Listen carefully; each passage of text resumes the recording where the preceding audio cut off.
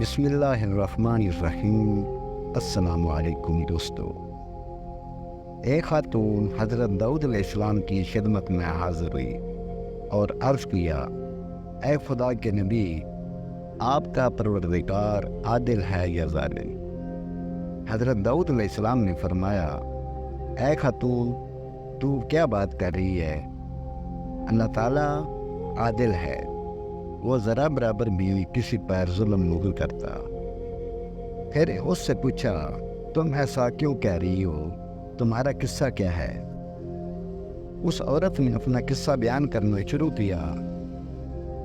اے خدا کے نبی، میں ایک بیوہ عورت ہوں۔ میری 3 بچیاں ہیں جن کی پرورش میں اپنے ہاتھ سے سوت کاٹ کے کرتی ہوئی۔ میں دن بھر اور بعض اوقات راتوں کو جاگ کر سوت کاٹتی ہوں۔ گزشتہ روز میں اپنا کاٹا ہوا سوت ایک سرخ کپڑے میں باندھ کر اسے بیچنے کے لیے بازار جانا چاہتی تھی تاکہ اس کی آمدنی سے بچیوں کے کھانے پینے کا بندوبست کروں۔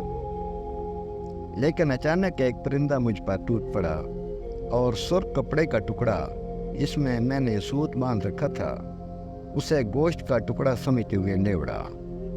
میں یوں ہی حسرت سے ہاتھ ملتے رہ گئی۔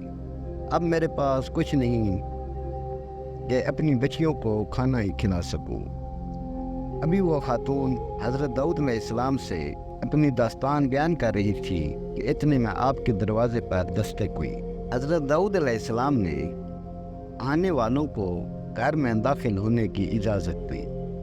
اجازت ملتے ہی 10 تاجر یکے بعد دیگرے اندر داخل ہوئے، جن میں سے ہر ایک کے ہاتھ میں 100 دینار تھے۔ تاجروں نے عرض کیا، خدا کے نبی، ہمارے ان دیناروں کو مستحقین تک پہنچا دے۔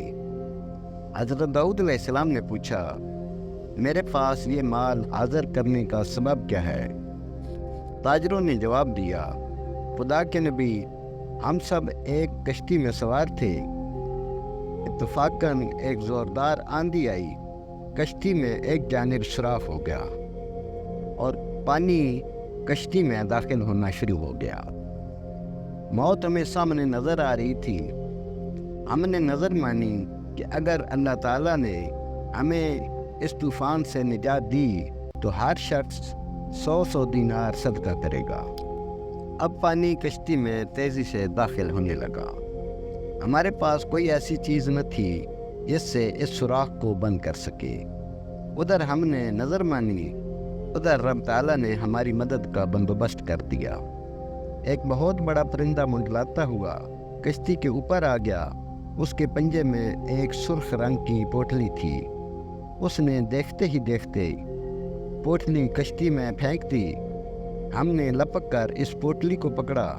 اس میں کاتا ہوا سوت تھا۔ ہم نے فوراً اس سے کشتی کا سوراخ بند کر دیا اور اس میں داخل شدہ پانی کو ہاتھوں سے باہر پھینکا۔ تھوڑی دیر بعد طوفان تھم گیا اور یوں ہم موت کے منہ سے واپس آئے ہیں۔ اب یہ صدقے کی رقم آپ کے ہاتھوں میں ہے، آپ جسے چاہیں اسے دے دیں۔ یہ قصہ سن کر حضرت داؤد علیہ السلام اس بیوہ عورت کی طرف متوجہ ہوئے اور فرمایا، پروردگار تیرے لیے بحر و بر میں تجارت کر رہا ہے اور تو ہے کہ اسے ظالم گردان رہی ہے۔ پھر آپ علیہ السلام نے وہ دینار اس خاتون کے حوالے کرتے ہوئے فرمایا، جاؤ انہیں اپنی بچیوں پر خرچ کرو۔